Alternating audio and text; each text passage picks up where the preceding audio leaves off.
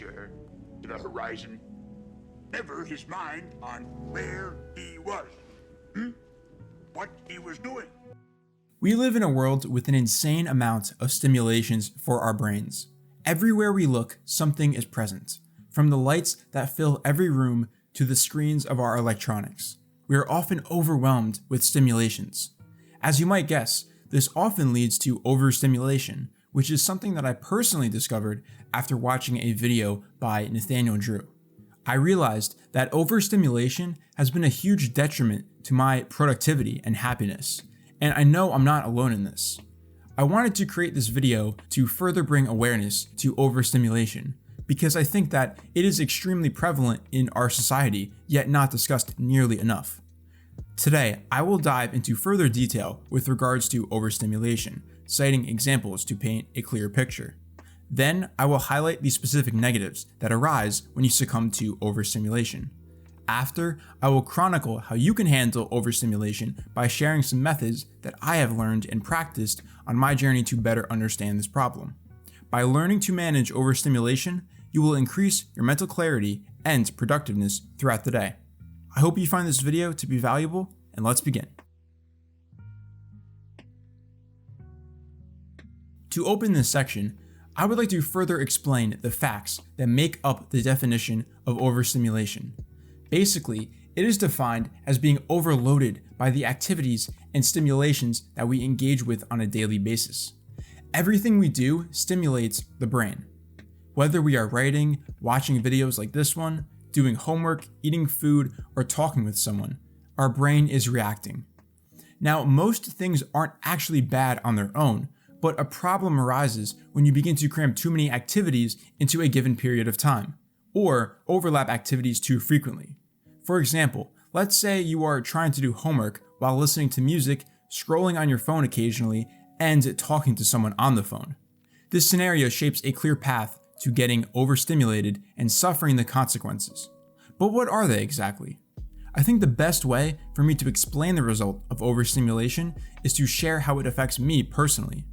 The main outcome that I always experience is mental fatigue. I develop an almost inescapable feeling of brain fog, and it causes me to become quite frustrated with myself.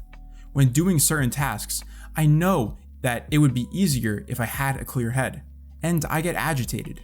To provide more context, I have identified two primary behaviors that usually put me in this hole. The first is when I spend too much time on my phone in the morning. After finally moving on to the next activity of the day, I almost always get brain fog and develop feelings of regret because I was on my phone for too long. The second is when I overwork myself, and by the afternoon, I feel drained and less productive. Now, I want you to think for a second. Are there any activities that you feel like make you overstimulated if you engage in them for too long? Of course, there are givens, like too much social media or screen time. But you also need to consider activities that might seem good at face value, like talking with people or eating. The saying, too much of a good thing, is very relevant when discussing overstimulation. Doing an activity that you might enjoy for too long can generate just as much mental fatigue as the cautionary tasks that I mentioned prior. In order to keep our minds calm and clear, we need to take precautions. But don't be nervous, because the methods are easy to implement into your daily schedule. I want to be clear before I begin this section that managing overstimulation is a challenge.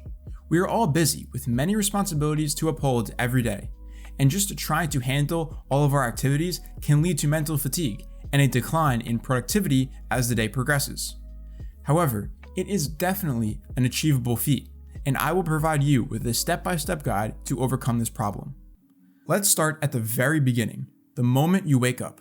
Our first instinct, after shutting off our alarm, is to begin scrolling through our notifications to see what we missed while we were asleep.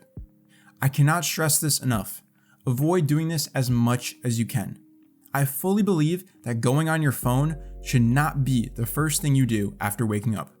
Your phone just has too many stimulations for you to be engaging with, and I have found that it can completely disrupt my morning when I spend too much time on the device. Instead, I advise you to engage in other activities to wake yourself up. Doing small things like 5 minutes of journaling or a brief meditation are much better tasks to complete whenever you first get your day started. These examples will stimulate your mind, but in a much more positive way. And most importantly, they will help give you clarity for everything else you need to get done after. Now, as we move on to completing your daily activities, I have several tips for managing overstimulation as your current task becomes more purposeful. Firstly, take breaks between activities. Once you complete something, if you don't have to immediately jump to the next task, take a break. For 5 minutes, close your eyes and refocus yourself. Clear your mind and identify what you need to do next. Another tip I have builds off the phone advice, and that is to simply limit your screen time as much as possible. Now, I know that it is much easier said than done in the worlds we live in today, but I would stress to cut out any unimportant time, like aimlessly scrolling through the internet. If you are not doing an activity with a purpose on your device, then do yourself a favor and shut it off. My next tip for handling overstimulation is to do nothing. And while you might question me for a second, hear me out. Sometimes just being present in the world is enough. It might seem unproductive, but doing nothing can be an excellent way to reset yourself and take on the rest of the day. And when I say nothing, I mean it. No phone, no music, nothing. Just sit and be present for 10 minutes and see if you find it beneficial. As your day goes on, you could be doing everything right and still feel fatigued mentally. For you, I have 2 pieces of advice. First, try a brief midday meditation. As soon as you feel brain fog coming on, stop what you were doing and give yourself some time to be in your thoughts. Building off that, use this time to make sure you are focused on only the task you currently have in front of you. Thinking about everything you still have to get done is a self-inflicted form of overstimulation. Your brain cannot manage all of these thoughts, and why would you want to when you are only doing one thing at a time? If you can keep focus on your current task and just that one, you will be able to manage overstimulation. I have one more tip, and it's related to the end of our day, right before we go to sleep. Let's think for a second once again.